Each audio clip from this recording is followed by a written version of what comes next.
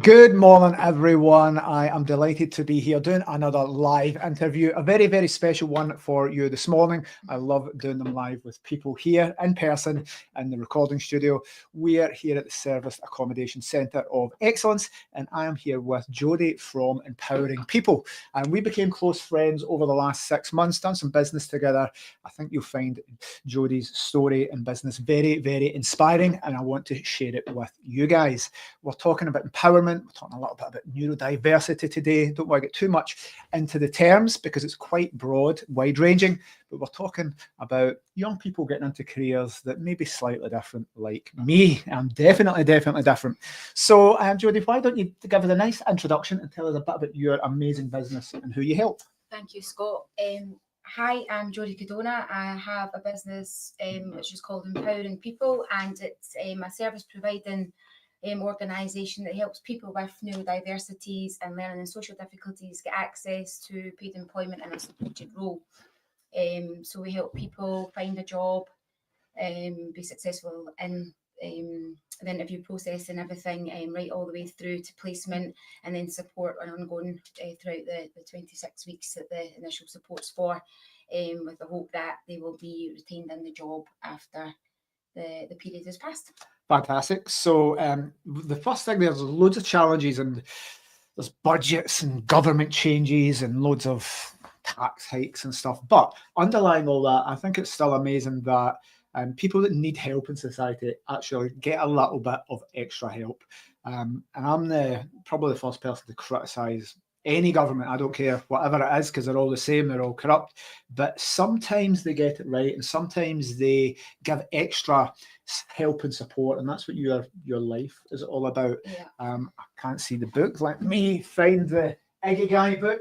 The purpose, the reason for being. I always talk about this. It's one of my favorite Japanese principles, that your reason for being, and mine's is business based and helping add value to property owners. We do have a charity, but ours is to add value to short-term rental holiday home owners, and that's my purpose. But your purpose is to help people, to change their lives, to save their lives. Yeah. So I was very, very inspired by Jodi, because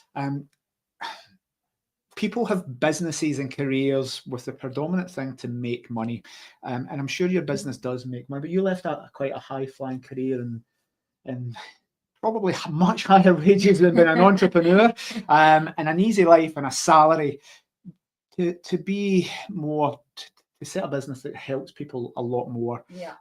So I think that was good. I think that is an amazing start. And what made you jump from that?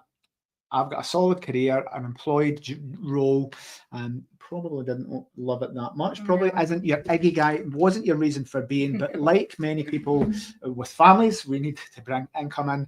But you swapped all that to set a business up, helping people. What inspired you to do that? Good question. I had a life-changing event that took place, and like you said, I had a really good career, which was making me lots of money, and but I didn't enjoy it. I didn't enjoy going to work every day, and I thought like there must be more to being able to get up in the morning and enjoy what you want to go and do. So yeah, and then there was inspiration from, I have a child, Miles, who was born, and he has a disability on one hand, so born with a thumb but no fingers. And then there was issues with Miles around him potentially being on the spectrum and going through that whole process. And then Miles later in life is now transgender, so born he, but now presents as female. So all of these things, led me to think about people maybe being deemed to be unemployable and what that might look like. And then I was looking for something to do that was more fulfilling and that did give back a bit more, because I wasn't enjoying what I was doing. And I became in contact with an organisation down in Yorkshire who was supporting people with disabilities, learning and social difficulties into employment in a supported role. And I really liked what they stood for, and what that was doing and what they were achieving, and the impact that we are having on changing people's lives. And so got myself a wee bit involved in that, and I shadowed the business down there and got an insight into it all, and I just felt like it was the right fit. So then I started working on duplicating what they were doing down there up here. and that's kind of was the driving force behind it and the inspiration. And I think just life, coming to a certain age in life as well, and thinking, 30? yeah, say that. 30. Oh, and that's and change. But yeah, so yeah, these were the kind of a catalyst behind it, and obviously the selfishly maybe the fact that there's a lot of reward in helping other people, and helping them become independent and have their own income coming in, and the kind of a freedom, and even the mental freedom that it can provide somebody with was really an integral part of it as well.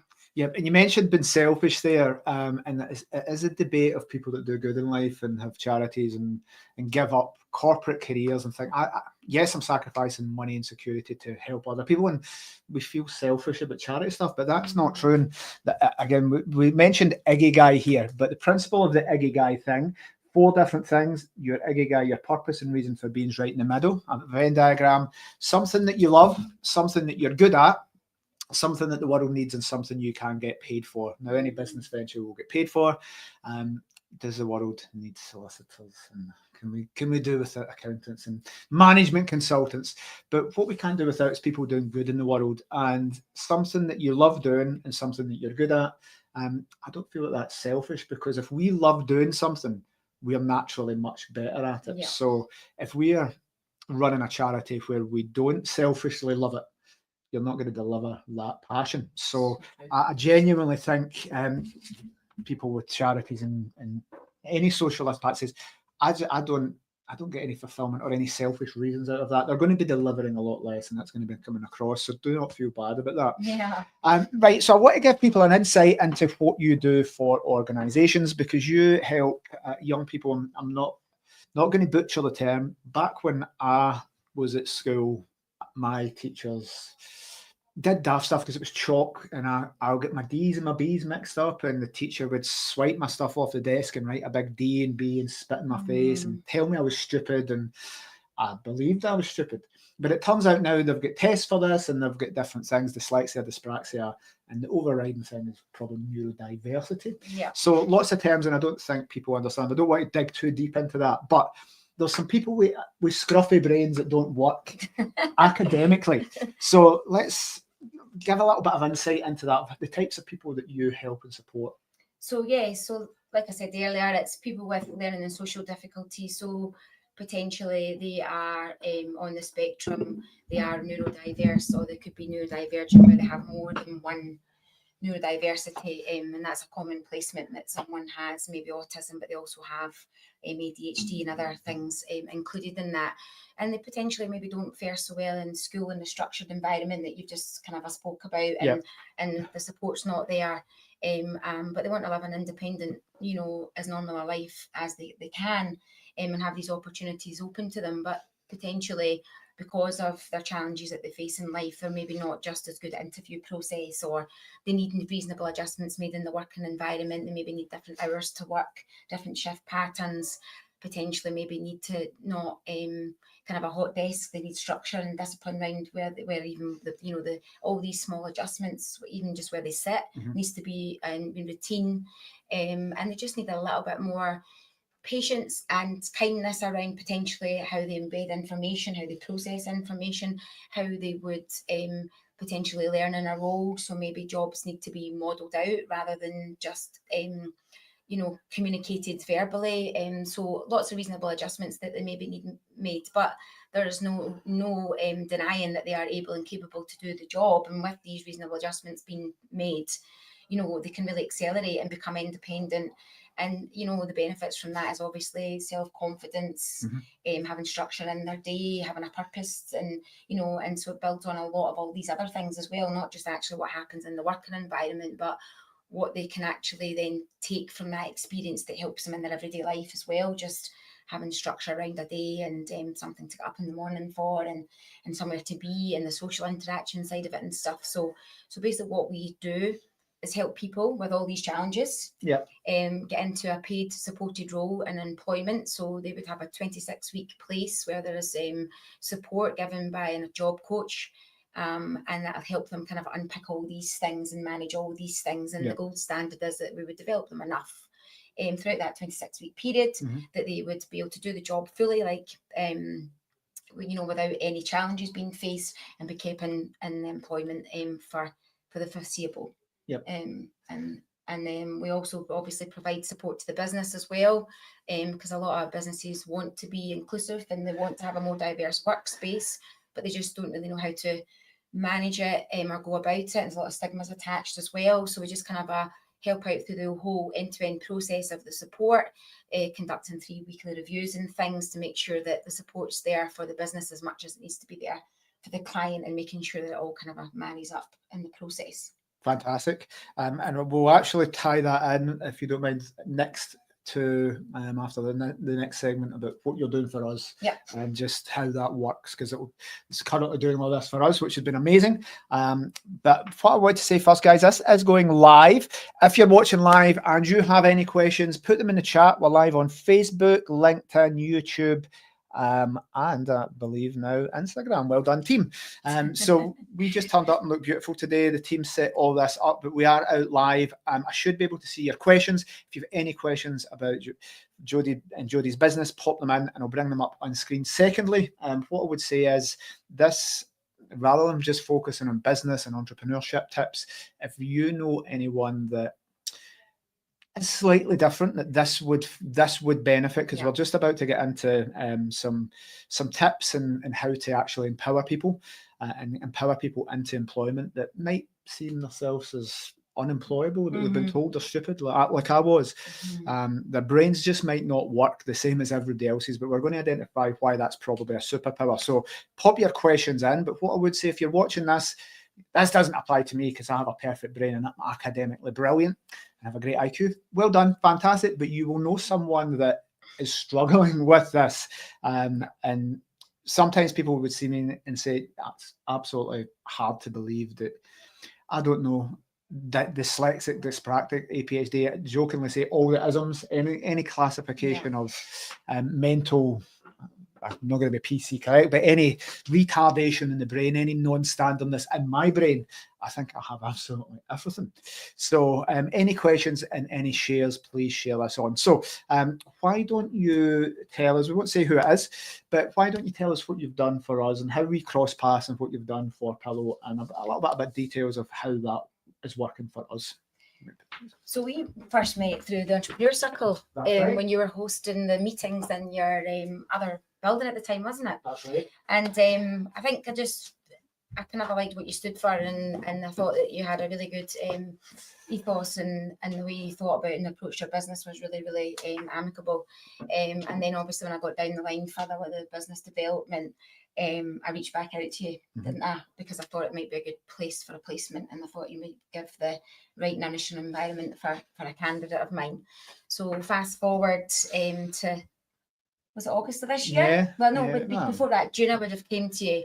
But I had a client who was referred to me from Skills Development Scotland in Glasgow, and she had did multiple interview processes and stuff. She obviously has, she is neurodiverse, and she was struggling to get a job, very eager, very keen to work, very able, but really couldn't seem to get anywhere beyond the interview process. She wasn't faring well in an interview.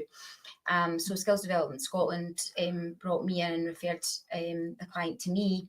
And after a few initial meetings and things, I kind of understood that there was really good potential there and that she would thrive in a working environment. And then so I came and spoke to Scott about it. And Scott at the time was recruiting for a kind of an office concierge kind of a role, which is obviously front of house, kind of a managing the office, being involved in the wider team and things. And I just thought that the client was the right fit. So we did a bit of work and we appointed a job coach from in the business, and we got Jane into employment here, and so far things have been going really well, haven't they? She's doing really good. So Jane's a little superstar, so you mentioned her name, I wouldn't, but I'm sure she'll she's turns out though, when other employers might have said, well, that might not be a good fit, that person may be not right for us.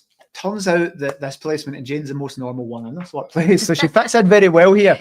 It's one of the reasons we did it, thinking, will 𝗱ص be able to support people with neurodiversity or non-standard scruffy brains like mine. It turns out, as a founder, the culture in this business is that I have my little ragtag band of weirdos. Jane's the most normal one. So in other workplaces where people might feel uncomfortable, she's the most normal one here. We all have things, and I want to bring it back as I don't want to be singling people out here. And if I am being honest, there's things my whatever isms, neurodiversity, I see it as a superpower. Yeah. So, but I didn't for many, many years. And I got a test for dyslexia.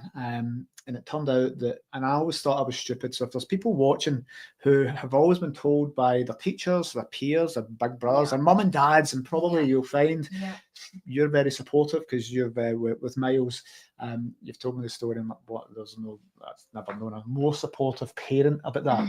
Mine certainly one. I was always told I was stupid by my mum. So after all that programming of 16 years of a parent's influence and socials and peers and teachers, 16 years of the education system and been told you're fucking stupid, you kind of start to believe that. And it wasn't until I went to college and university, or college, noticed that. But by the way, I'm going to be honest here, I don't know my times table, right? I still do not know my 8 times table because I've managed to barely get my 4 times table and I just double it. So you find these wee loopholes, these wee things in your brain. So and anybody that reads my stuff, everybody loves picking up that I spell things wrong. See the little text on the bottom of the screen here. I did a presentation in Dundee. It was the UK's best serviced accommodation specialist. I spelt accommodation wrong. All right. The big sign that's outside saying Centre of Excellence. I spelt Centre and Excellence wrong. The guy nearly put it up. So I can't do maths. I cannot spell. We've managed to build a multi-million-pound business, but until that lady told me, you are stupid in very many things. At 95% of things I'm really bad at or below average, but 5% of things, the lady told me I was at the top super genius level for 3 things, right? And the 3 things were spatial awareness, creativity, and problem solving. And I said then to that lady at the Dyslexia Institute, but that doesn't get you any problem solving, creativity, and spatial awareness doesn't translate to being a vet or a doctor or anything. And she just said, don't concentrate on anything else. It turns out if you're good at spatial awareness, you happen to be very good at martial arts and self-defense. Turns out if you're good at creativity and problem solving, you're very good at entrepreneurship versus being an employee. So when I say that, nothing to do with me, because I've started this by how traditionally stupid and academically bad I am, but I have superpowers that will do things that nobody else can. But I can't do 99% of things everybody else can. So if you are watching this, and again, we've got similar stories, don't think that it's a negative. 100% not a negative. And to support what you're saying, I'm obviously dyslexic as well, which the same as Scott. And I also have OCD as a byproduct. And also I have body dysmorphia. So these are all things I've firsthand experienced and had to come over the challenges and facing my life. But what I will say is that those things, having those isms, as you call them, has exactly put me in a position where I can relate and empathise with my client base and understand their conditions and why they function and feel the way that they do and how their brain works differently and processes things differently, because mine does too. But it's never ever like you held me back in life. And there are superpowers. I have the capability to see things from a different perspective than other people can, and lots of other things that are superpowers that comes with the challenges and that I face, and that's the same position for my client base, and it's just tapping into those and drawing them out. So this lady focused on the 3 that you've got, but potentially it's just about unlocking those and bringing them to the surface and giving people opportunity to do that, I think, is what's you know, what's the driving force here for me. Yep. So if you are a younger person at a pivotal point in education or starting and you're just getting knocked back for jobs, one, there's loads of support out there that is available, and hopefully more and more support as it's becoming more recognised, because you're 30, you're much younger than me, but when I was younger at school, this wasn't recognised. This was teachers pointing at your face and telling you you were stupid. That's what happened. I'm showing my age. But now you would get extra support, you would get extra help. And one thing I would say is, you probably, if you're new to this, do not want to take that extra help and support. You do not want to go to people that you wouldn't ask for support, because there's a little bit of pride involved. And again, this is a bit empowering people. I remember 2002. And I was thinking about setting up a business, but I was in poverty. I'd left the armed forces. I'd done £40,000 of credit card debt. I didn't have any money, and my girlfriend was a primary school teacher, and she said she was actually embarrassingly teaching me to write my ABCs out, and I'd do the same as she did with primary school kids so that I could write properly. She said, "I think you've got dyslexia," and instantly I was like, "No, man, I'm not going to get tested for dyslexia. Fuck that, no." And my barriers went up, my protection, and I didn't. And ego gets in the way. So the thing that changed it for me was, she said, "You get £3,000 to get computers to study at college," and I was like, so I was like, fucking £3,000. So I actually, I was straight. And I went and sat the exam to pass the test, not to get diagnosed with dyslexia, to get any form of closure or like clearance in my brain about why I was different. That started my business. So that started what is now this, but I only did it. And in fact, so I wouldn't have done it if I did it because I went up to get the business started. But I wouldn't have done it to get a certificate to say you've got dyslexia. And I wouldn't have got that help. And I never accepted any help regards a longer time at university. But if it wasn't for me getting that money for the things, I may be still going on in my life without that intervention from I'm not going to say her name because it's so long ago now. But if it wasn't for that person driving me up to the dyslexia, making me do it to get that £3,000, I wouldn't have done it for the sake of getting diagnosed. So guys, don't let ego and look at it as you're going to. If you can get that diagnosed, or you can find what your isms are, you're finding your superpower. 100%. And if you don't have that superpower, you know what you're going to be? You're going to be average. All the people in your class and school and people that you see as better than you, they're going to be doctors, they're going to be architects, they're going to be vets, and that's fucking average. That is boring.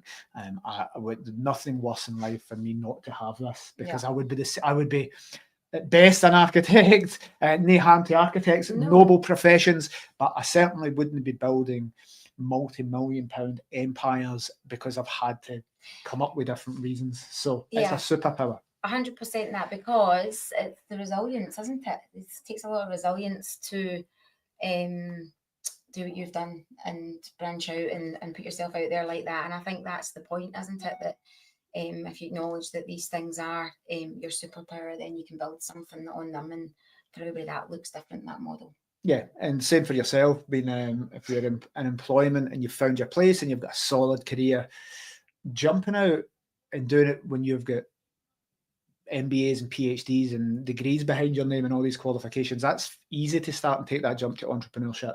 But for you, when we know our brains are slightly different, and we know there's a good chance we will make a mistake catastrophically, and this is 2024, my crazy superpower brain got us here, but not reading documents correctly and ignoring stuff, and my approach to creativity and problem solving and resilience meant that I nearly destroyed the whole business this year. I probably we got here, but I probably knocked £1 million off the valuation of the business by having dyslexia this year, by not reading documents. But I had the support team here to do it. I just didn't use them. So it's a superpower, but we do need to get a little bit of help and support sometimes. Definitely. So how do you feel the future? As I'd mentioned, when I was at school, it was just not a thing, and then it started to come in primary school. I'm sure teachers would get extra training in identifying this, and there's extra help and support.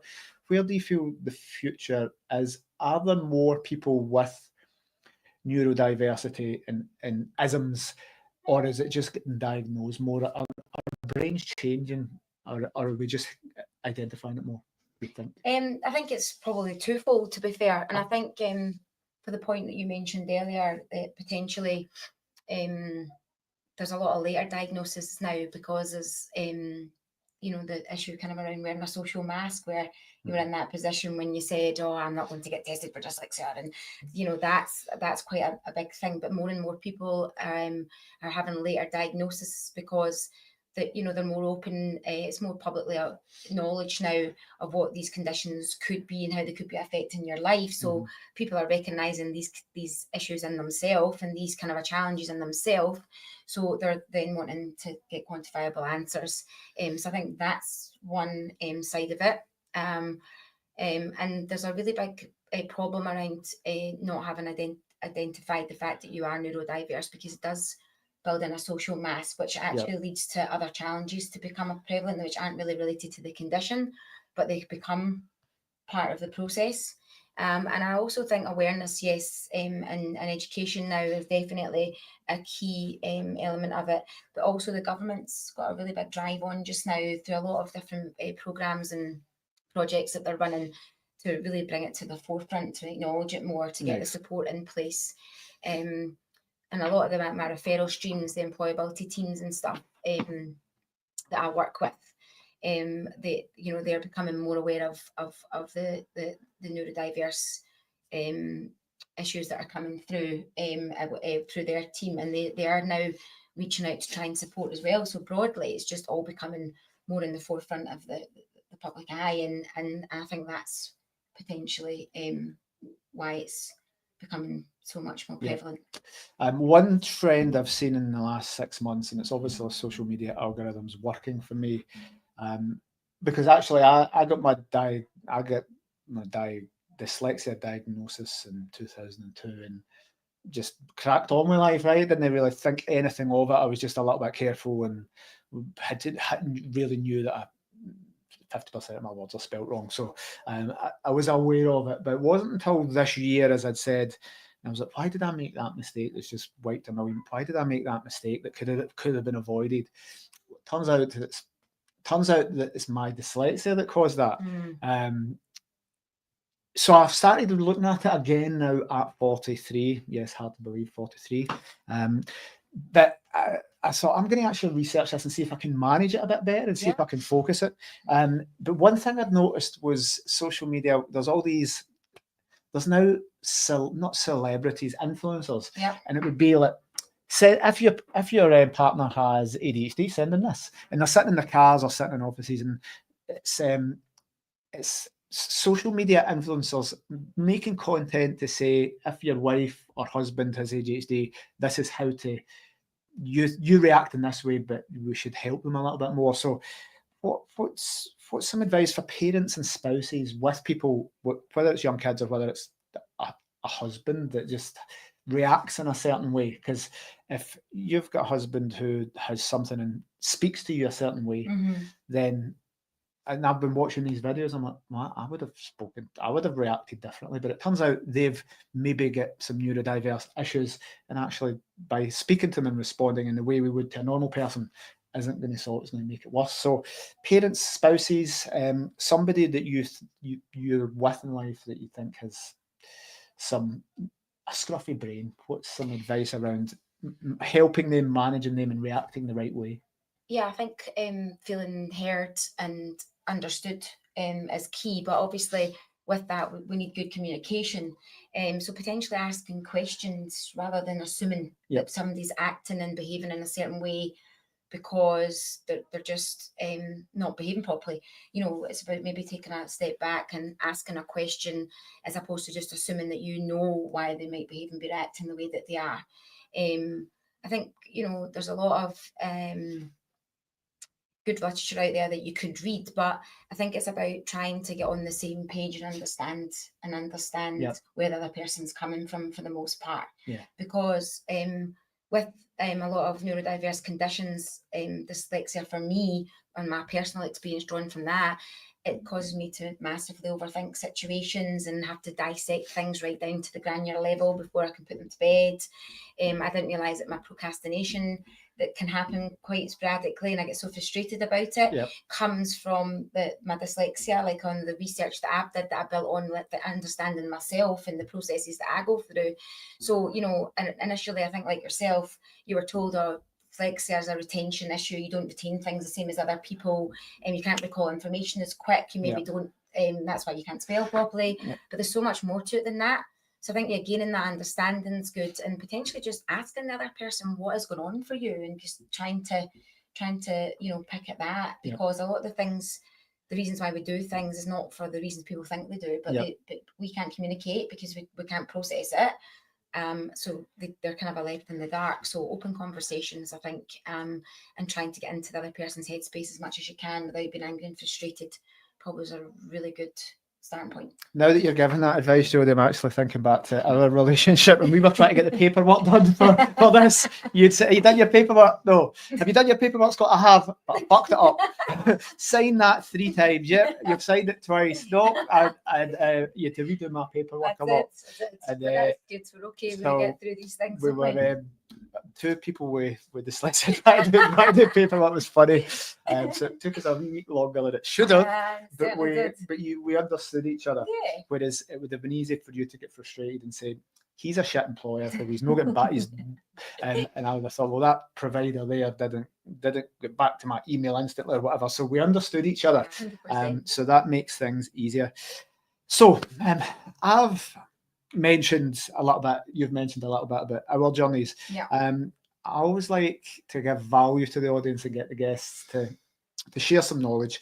And I normally say one simple thing to help young people get into business or entrepreneurship. But I want to open that up. It doesn't need to be one, but what's one bit of advice for young people with that feel different, with scruffy brains? Because I'm no neurodiverse, ADHD, all these different things, all these isms. I don't want to start categorizing stuff because it's too much. But just a scruffy brain, as I call it. What's some advice for some younger people that are getting into employment, and some of the things you've helped people with? Just some advice for young people or older people that feel slightly different and non-traditional. Yeah, I think it kind of circles back to what you've been saying about the superpower, but I think self-belief's a major thing, because a lot of people can let their differences define them, and I think that's something that we need to break free from. I think, you know, the fact that you are different and you think differently doesn't define you. It can be a superpower. It can be something that you can turn into a positive and use as a really good tool in your box to, you know, to catapult you forward in life. So I think, self-belief, you know, embracing your differences, embracing your challenges and that you face, and not being defined by them, I think is key. Because I think if a lot of my clients had that core belief system, a lot of their kind of anxieties and stresses in life would deplete, quite frankly.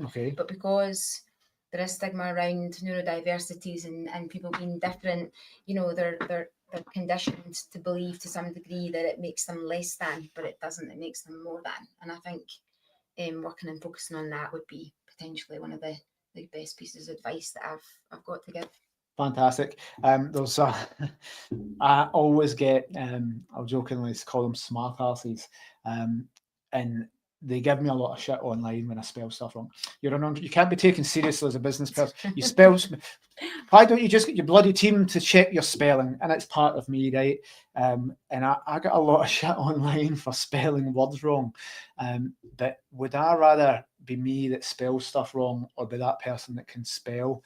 No, just that. Would I rather be me that with all my faults, of which there are many, or the person that? So I don't see my dyslexia as a weakness. I'd see somebody that feels the need to correct grammar as a bigger weakness. Somebody that's criticising people online about their spelling or where a comma is, and feel the need to demonstrate their smartness about it. I see that as more of a disability than not being able to spell. And that annoys a lot of people, because when I get loads of shit online, I essentially say, well, well done. You were born with a brain that worked. Well done for being born, happened to be born with a brain that was wired to be able to spell correctly, because I didn't have that luxury. So thank you for highlighting just how much smarter you are than me. I didn't have the luxury of an academic education. I left school with no qualifications, and I was never given attention. So well done that you had the benefits of a great education or a private school or going to Cambridge or uni. Well done for you having that upbringing, but I didn't have that.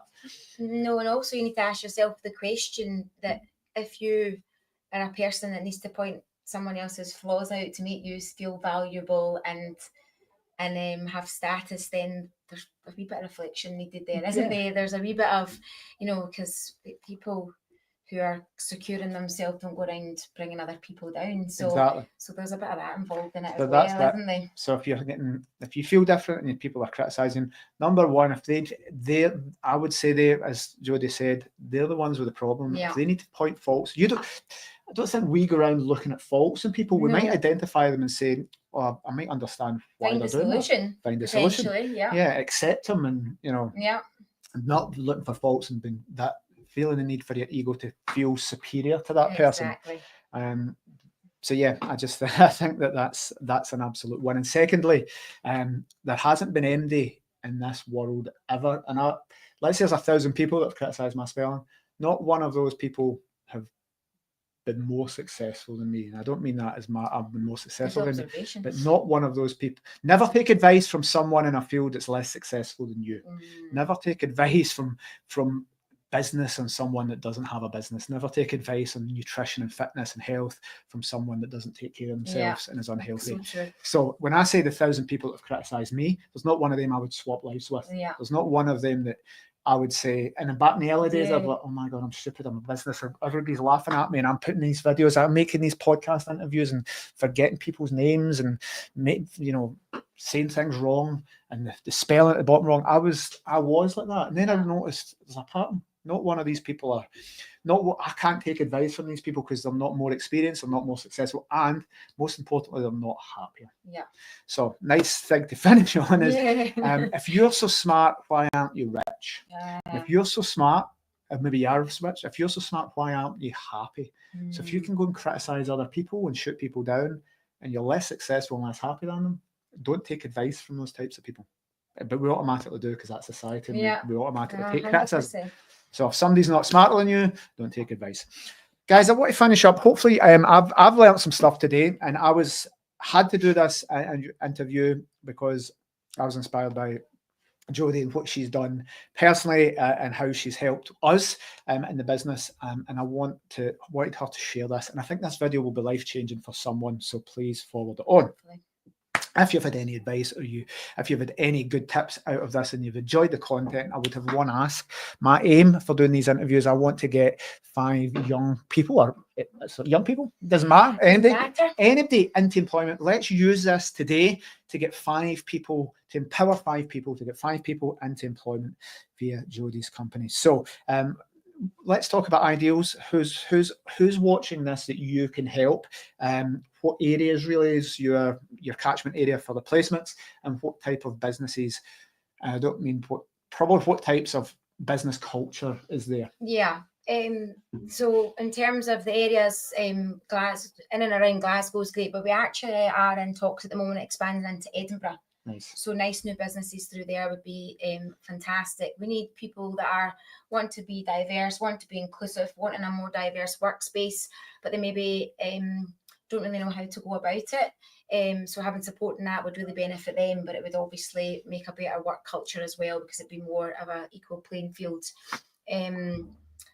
We need all sectors really. Predominantly at the moment, I've got 3 clients that are looking for kind of a manual labouring kind of post. So potentially, garages, warehouses, anything kind of related to manual labour.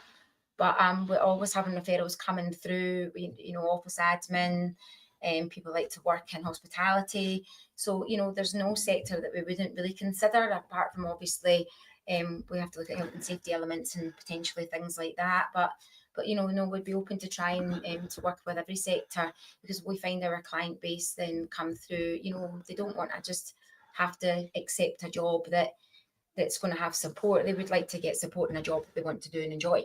Yep. And I'm going to put your contact details in the chat here, but again, it'll all be in the transcripts and the things that are attached to this, wherever you may see this. Let's have a little look. So I'm going to put that on the screen. And how will people get in touch with you? Empowering-people. I've probably spent empowering wrong, but empowering-people.co.uk is your website. Yes. Again, we'll just find you, and you've got all the details. I'll put it under here. So guys, if you have got any benefit, if you know anyone that might be looking to get into employment, or you know a workspace that might be open to this in the central belt of Scotland, we just want to help 5 people. Can this video over the next few months get 5 people into employment in 2025? How amazing would that be? And that would be a win for me as well. So thank you very much for your time. I think it's been fantastic. I always invite people on and leave it to the last minute, fire them in, and just don't do any prep. But I think you've done fantastically well. So thank you, Jodi. Again, please get in touch and let's help 5 people and change their lives. Well done, guys. And if you've been watching live and didn't ask your question, or I didn't see it, or you're watching this after the fact, get in touch with us. We'll make the introduction to Jodi, and we'll answer your questions, and we can maybe come back in a few weeks and do extra stuff and do a little session just that we can put out to help change lives. Thank you, guys. Enjoy your Friday.